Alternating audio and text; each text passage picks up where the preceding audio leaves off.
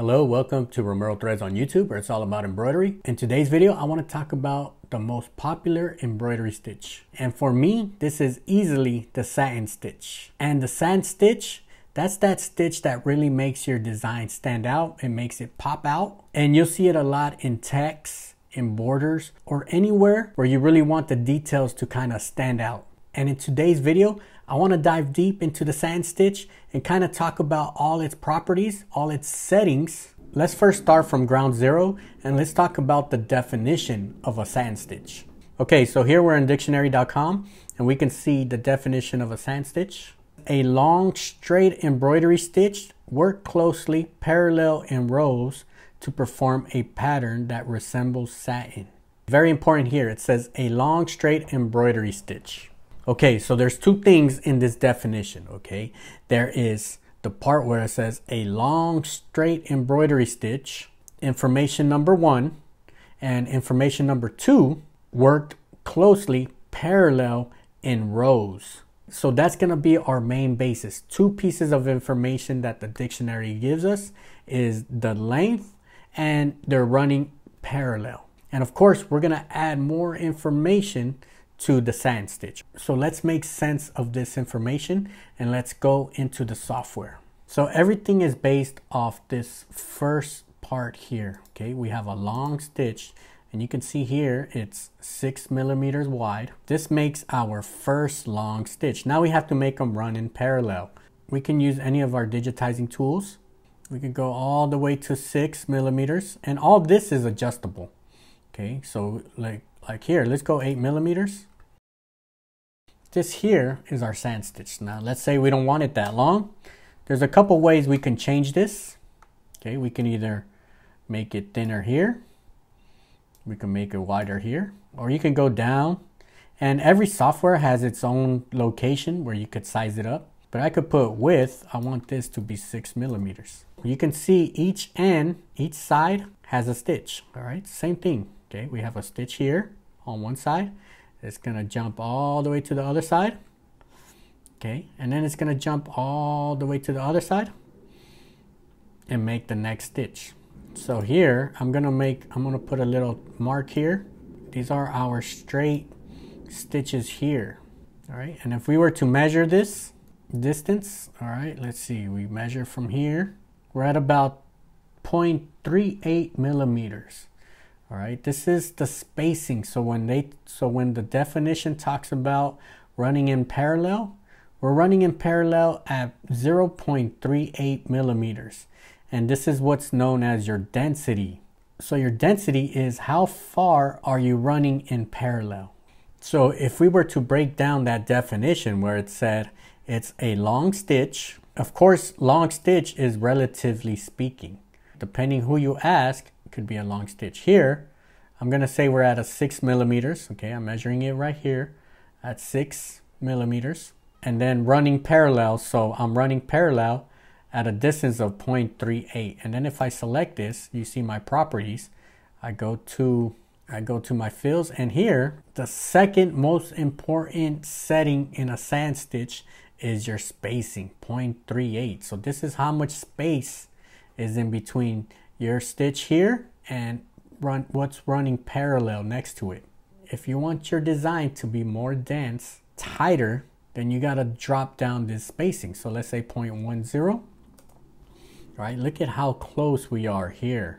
You might not want to do that. Now the problem with having your stitches too tight, you can start breaking needles. So some other things that we gotta really take into account. So everything is adjustable here in a satin stitch. You can even round this out a bit. You can make it rounded. Let's say you wanted to do a more oval circle. And the most important thing to note here is even though we made this round, we made a round shape here, they are still running parallel. These lines are still running in a straight line right here. Okay, so sometimes you might think, hey, I need to make my design more rounded. It's not that the stitches are becoming rounded, because no matter what, you're doing straight lines. A stitch always has to be a straight line. So that's what the definition told us. A long straight embroidery stitch.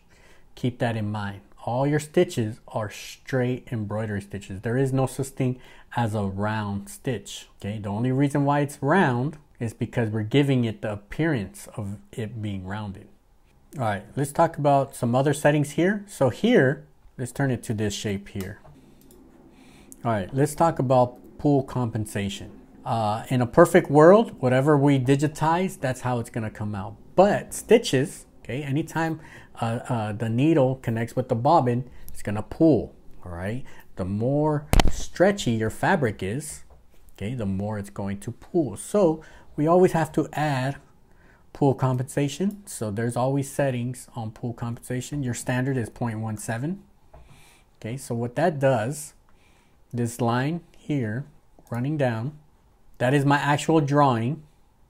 But by me adding this pull compensation, this is 0 pull compensation. When I add pull compensation, it stretches it out, okay? Or it expands the needle just to compensate for that pull.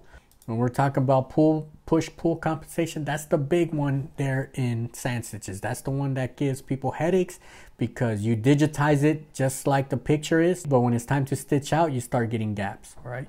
So always take into account that your stitches are pulling in. 2 ways to compensate for that push-pull. It's either you adjust it in the settings. Let's say I want to really go all out and go 0.5. And what that's doing is doing it on both ends. Okay, it's doing it on both ends, so keep that in mind. Now let's say you only want to do it on one side of the design. In that situation, let's say you just want to do it on the right hand side. In that situation, you can just pull it on the right hand side.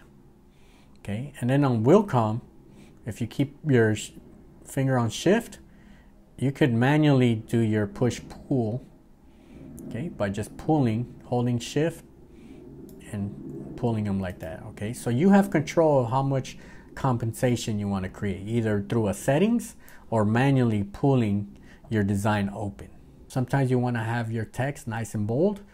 Pull compensation is always a good idea.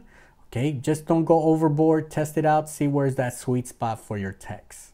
Because when we're working with sand stitches, you always got to think that your sand stitches are going to pull in and it's going to become a little thinner than what you might want. So I like to work with pull compensation, the settings.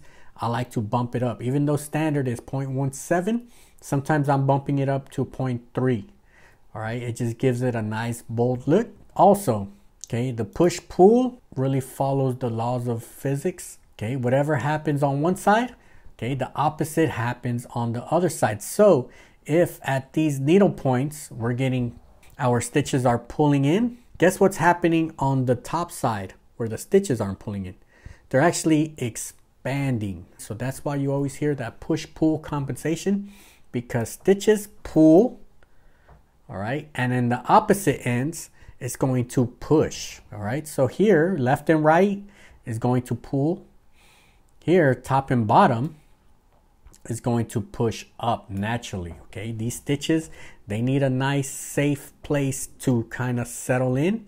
So when they're getting pulled, okay, just think about tying your shoes, right? When you tie your shoes, that top part kind of pushes up, okay? It like pushes up your tongue, right, of your shoe. Right? Same thing with our fabric here. So when the sides pull in, our top and bottom push out. The push-pull, that's something that you can't really see in the software. You can't see it. You can kind of predict, you could kind of anticipate it, but you won't know the actual push-pull till you actually stitch it out. And with experience, you'll kind of get an idea of how much push-pull you'll see. Always good to experiment, always good to test out your files before doing a big run. And that's what you really want to see. How much did the stitches pull in? How much did it push out? Let's talk about underlay. Sand stitches definitely need underlay. The wider your sand stitch, the more base. Just think of underlay as your foundation, okay? If you're using a wide sand stitch and you don't have enough underlay, you start getting these weird rhombus looking shapes. Some of the most popular ones, right? Once we go a little wide, double zigzag and with an edge run, okay? As you go wide, you want more and more underlay. As you get thinner, You don't want to start using too much underlay, because what's going to happen, okay, it's going to be like traffic jam down there. All right, so let's see. Let's say we were to get 1 millimeter, right? Look at all this traffic jam that's happening underneath. So something very thin, you probably need the most minimum amount of stitches. You probably just need a center run. All right, so this hat that I'm wearing here, this was from a live that we had a couple weeks ago. All right, this was the final stitch out that we had here. And here I have nothing but satin stitches. All right, so you can see how kind of has that bold look. Okay, you can see how the design really stands out here. All right, and let's talk about some of the settings that I have here. Let's dissect the letter R. So this R, you can see all the different shapes that I have here. These are all satin stitches that when they work together, they form a letter, right? They all come together, right? You can see my length, we're looking at about over 7 millimeters. Pull compensation, we use the standard. Underlay, edge run with a double zigzag. Okay, that's usually common. Okay, very common for once we start going from the 7 millimeters and up. You want to add. Okay, and what happens if we were just to keep it as a center run, if we start taking away underlay, a couple things could happen. You could start getting gaps. So maybe you're going to start seeing your thread see through, and you might start losing that clean shape, right? If we want a solid square, we might start getting rhombuses or start into weird shapes. And one last thing that I want to talk about here, short stitches. So notice here how my stitches, all right, actually let me remove this underlay so we can see what's happening. This is the actual stitches here. Let me zoom into these here. You see how this stitch, it didn't really reach all the way inside. Okay, it's protecting itself, and this is what's called a short stitch. Whenever possible, you want to include short stitches into your satin stitches when you do these curves. All right, so notice here, I have a tight bend here. I have curves, so short stitches prevents or minimizes needle breaks. If you're getting needle breaks in certain areas, check if it's a corner. Check if you need to add short stitches. All right, so let me show you what happens if I take off short stitches. All right, if I take off short stitches, you see how they're all closely together. All right, especially in corners, that will increase your chances of getting needle breaks. So let me put it back, Control Z. All right, you see how it's spacing it? This is the software protecting itself from needle breaks. It knows, hey, I need more space in between the densities. For the most part, I keep short stitches always on. For any of our seasoned digitizers, if you have a specific example when you want to keep it on, let me know. Okay, let me know. But for the most part, even with Puff, even when I'm using Puff, okay, especially with Puff, because at Puff, right, you definitely, now we're getting real close, right? We're getting real close. You definitely want these short stitches here. So general rule, our length, we don't want this to be bigger than what? What is the biggest size that you would say? Okay, here we're at 8 millimeters. Usually, to be safe, you don't want it to be bigger than 10 millimeters. Okay. Some machines will not go past 12, but I've seen people go at 14 millimeters, right? They have a machine that could go that far, but you definitely got to know what you're doing. But for the most part, to be in the safe zone, to 9 millimeters is kind of like the big side. Above 10, okay, make sure you know what you're doing. If you are between 10 and 12 millimeters. Minimums. So people have different rules on what should your minimum be. All right, this is 1.5. So we're seeing, if we're comparing this one here, okay, 1.5. Usually, this is like the standard of the minimum. All right, of course you could go smaller. All right, but always know what you're doing if you're going smaller. Okay, you could easily go 1 millimeter. Okay, that's no problem here. You could either go down to 8. All right, you could even go down to 0.4. Let's see. Usually the software, it likes to protect itself and keep stitches at 0.4 as smallest. Right, you can see how small that 0.4 is relatively to this one that is at 7.85. All right, so that's very tiny right there. So to be on the safe side as numbers, your minimum 1.5 millimeters, and then on your big end, let's just say 10 millimeters. Okay, can you go bigger? Yes. All right, this would be 10 millimeters. All right, let me show you a super close-up of our sand stitches. And here you can see how our spacing, okay, just like how we dialed it up. So sand stitches, definitely one of the most popular stitches in all of embroidery. And that's just because it really makes your embroidery pop out. It makes it stick out. So you can see here, this is almost 8 millimeters thickness of our sand stitches.